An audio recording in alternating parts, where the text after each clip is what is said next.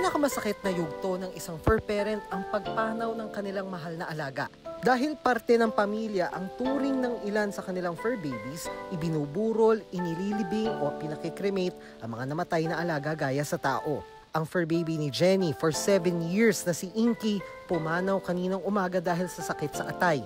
Masakit kasi kasama ko siya eh. Bali dalawa na lang kami sa bahay eh. Kahit saan hindi ko siya maiwanan. Masakit kasi wala na akong kasama.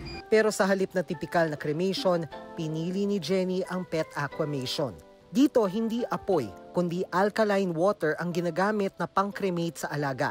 Ayon sa isang pet aquamation service, para lang daw lumalangoy ang fur baby na mas gusto ng mga kliyente nila. Pag nilagay mo siya po doon, after po noon, 3 to 4 hours po, lalabas na po siyang bones. After, papatuyuin na po siya. Doon lang po siya, nakahiga lang po. Kumpara sa cremation, puti ang abo mula sa aquamation.